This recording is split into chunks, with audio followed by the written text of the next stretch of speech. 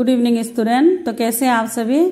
आशा है बच्चों आप अच्छे होंगे। तो बच्चों आज मैंने क्लास 12 के हिंदी का कोर्स बी का जो इलेक्टिव हिंदी है उसका मैंने अभिव्यक्ति और माध्यम के इम्पोर्टेंट क्वेश्चन को यहाँ मेंशन किया है। तो ये सारे क्वेश्चन बहुत इंपॉर्टेंट है बच्चों, आप इसे प्रैक्टिस कीजिएगा और अपने एग्जाम में अप्लाई कीजिएगा। तो बच्चों अभी आपके एग्जाम भी बहुत करीब है।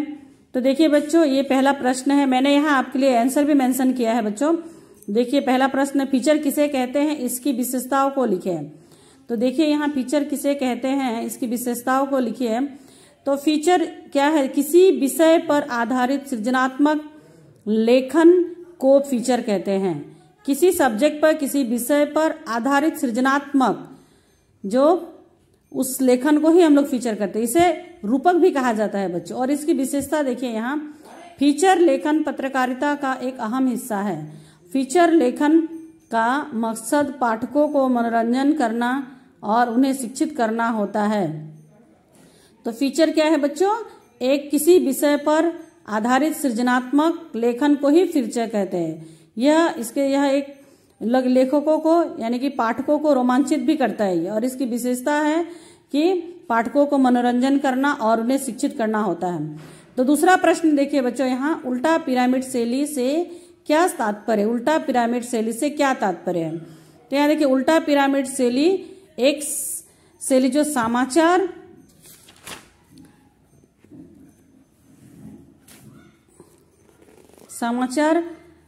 लेखन की एक शैली है। इसमें सबसे पहले खबर का सबसे अहम तथ्य लिखा जाता है, इसके बाद घटते क्रम में बाकी तथ्य और सूचना लिखी जाती है।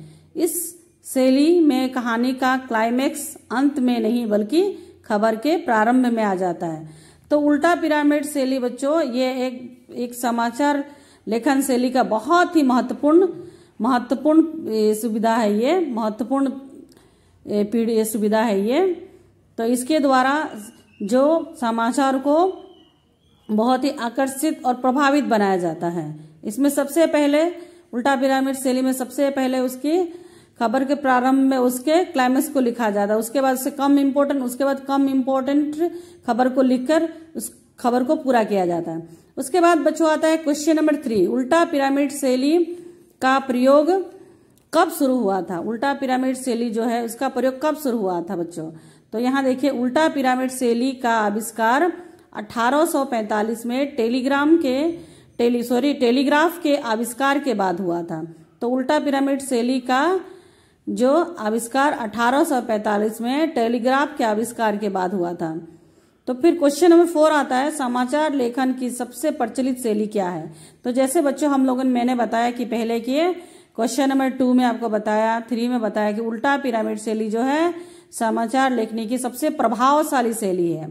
ठीक है, तो इसका आंसर होगा समाचार लेखन की सबसे प्रचलित शैली उल्टा पिरामिड शैली होती है। उल्टा पिरामिड शैली समाचार लेखन की सबसे प्रभावशाली या प्रचलित शैली है। उसके बाद आता है क्वेश्चन नंबर 5, समाचार लेखन का 6 ककारों से क्या संबंध है? स्पष्ट कीजिए। तो बच्चों आप लोग जैसे जानते हैं कि समाचार लेखन के कितने ककार होते हैं, तो आप कितना लिखिएगा? 6 लिखिएगा। तो कभी कभार आता है क्वेश्चन में कि 6 ककारों का नाम लिखिए। तो यहाँ आपको 6 ककारों का साथ इसका समाचार लेखन के साथ संबंध को बताना है यहाँ पे। तो किसी समाचार को लिखते हुए मुख्यतः 6 सवालों का जवाब देने की कोशिश की जाती है। तो जैसे कि उसे क्या हुआ, किसके साथ हुआ, कहाँ हुआ, कब हुआ, कैसे और क्यों हुआ। तो ये सब क्या है? समाचार लेखन शैली का ककार है, 6 ककार है। तो इन ककारों का समाचार लिखते समय मुख्य रूप से इन ककारों के साथ समाचार को लिखा जाता है और जवाब दिया जाता है। इस क्या, किसके या कौन, कहाँ, कब और कैसे को 6 ककारों के रूप में भी जाना जाता है। तो ये आपका महत्वपूर्ण प्रश्न है बच्चों, इसे आप इसे याद रखिएगा और इसे किसी भी प्रकार से सीबीएसई पैटर्न से पूछा जाता है तो आप इसे जरूर याद कीजिएगा। क्वेश्चन नंबर 6 है बच्चों, ब्रेकिंग न्यूज किसे कहते हैं? ब्रेकिंग न्यूज या फ्लैश। जैसे आप लोग बच्चों न्यूज देखते हैं, न्यूज देखते समय आप हमेशा देखते हैं कि जो तत्काल घटित होता है उन खबरों को फ्लैश या ब्रेकिंग न्यूज कहा जाता है। तो इसका आंसर देखिए बच्चों, यहाँ जो खबरें हाल ही में घटी हो या अभी ही हो रही हो उन्हें हम लोग ब्रेकिंग न्यूज कहते हैं। तो ब्रेकिंग न्यूज जो तत्काल घटित हो रहा है या अभी तुरंत हो रहा है उसे हम लोग ब्रेकिंग न्यूज कहते हैं। इसके बाद आता है क्वेश्चन नंबर 7। तो क्वेश्चन नंबर 7 में बच्चों यहाँ देखिए, कहानी का केंद्र बिंदु कथानक होता है कैसे। यानी कि कहानी का जो केंद्र बिंदु है यानी कि जो मेन सेंटर है वो कथानक कैसे होता है। तो बच्चों यहाँ देखिए आंसर देखिए इसका, किसी कहानी का कथानक ही उस कहानी का केंद्र बिंदु होता है। कथानक से तात्पर्य किसी कहानी की विषय वस्तु से होता है, अर्थात वह कहानी किस विषय पर लिखी गई है, उसकी प्रकृति क्या है, वह कहानी किसी मुद्दे को उठाती है, उस कहानी का स्वरूप कैसा है आदि। तो ये इस प्रकार से जो कहानी का कथानक ही केंद्र बिंदु होता है, इसको ये जो कथन जो स्पष्ट करता है। यानी कि जिस सब्जेक्ट को मेंशन किया, किसी विषय पर विषय वस्तु का जो चयन करता है कथानक, और उसी विषय पर किसी कहानी को लिखा गया है और उसकी प्रकृति क्या है उस पर ही कहानी को लिखा जाता है। कथानक वह कहानी किसी मुद्दे को उठाती है, उस कहानी का स्वरूप कैसा है, ये आदि जो कहानी का केंद्र बिंदु कथानक होता है, इस बात को स्पष्ट करता है। उसके बाद आता है क्वेश्चन नंबर 8। एक अच्छे साक्षात्कार के लिए किन बातों का आवश्यक माना जाता है। एक अच्छे साक्षात्कार यानी कि बच्चों इंटरव्यू, तो उसके लिए कौन कौन से बातों को जरूरी माना जाता है। एक अच्छे साक्षात्कार के लिए आवश्यक है कि साक्षात्कार समिति के सदस्यों का चयन सावधानी पूर्वक करना चाहिए। साक्षात्कार का योग्य होना चाहिए। उसमें प्रत्यक्षीकरण यानी कि एक अच्छा जो साक्षात्कार होता है इंटरव्यू लेते समय, ये जरूरी है कि उसमें जो मेंबर्स है उसको बहुत ही अच्छाई से सावधानी पूर्वक उसका चयन करना चाहिए और उसका वो उसका इंटरव्यू लेने के लायक हो, क्वालिटी हो, उसमें उस प्रकार के सदस्यों का चयन करना चाहिए। उसमें प्रत्यक्षीकरण की तीक्ष्णता, परिवर्तनशीलता, समायोजनशीलता तथा विविध साक्षात्कार लेने का अनुभव होना चाहिए। यानी कि वो एक्सपीरियंस होल्डर होना चाहिए, उसमें वो हर क्वालिटी होना चाहिए जो एक अच्छा इंटरव्यू को बेहतर और अच्छा बना सके। तो उसके बाद आता है बच्चों क्वेश्चन नंबर 9।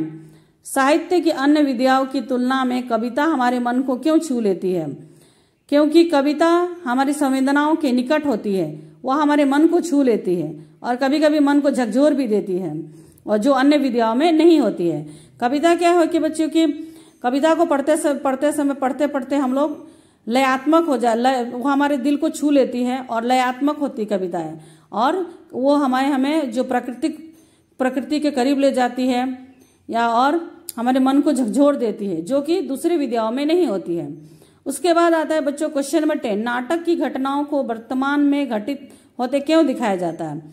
तो नाटक की घटनाओं को वर्तमान में घटित दिखाने की वजह यह है कि नाटक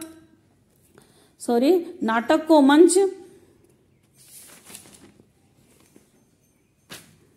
मंच पर मंचित किया जाता है और मंच पर प्रस्तुत करने के लिए वर्तमान काल का रूप देना पड़ता है, इसलिए उसका मंचन और संदर्भ वर्तमान काल के अनुसार ही तैयार किया जाता है।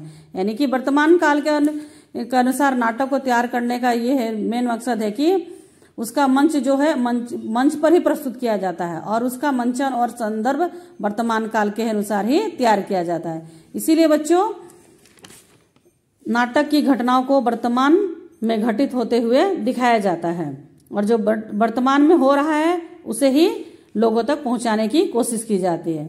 तो इस प्रकार बच्चों हम लोगों ने आज 10 प्रश्नों के उत्तर को जाना। तो आगे हम लोग मैं कुछ और भी इम्पोर्टेंट क्वेश्चन दूंगी जो आपके एग्जाम के लिए जरूरी होगा। तो आशा है बच्चों आज मेरे द्वारा दी गई जानकारी आपको पसंद आई होगी और आप इसे पढ़ें और अपने प्रैक्टिस करें और अपने एग्जाम में इसे अप्लाई करें और दूसरे बच्चों को भी इसे शेयर करें ताकि वे बच्चे भी इसे पढ़ें और उन्हें भी एग्जाम में इम्पोर्टेंट क्वेश्चन का मदद मिल सके। और तो बच्चों आई होप आप मेरे चैनल को लाइक करेंगे, शेयर करेंगे और सब्सक्राइब करेंगे। Thank you.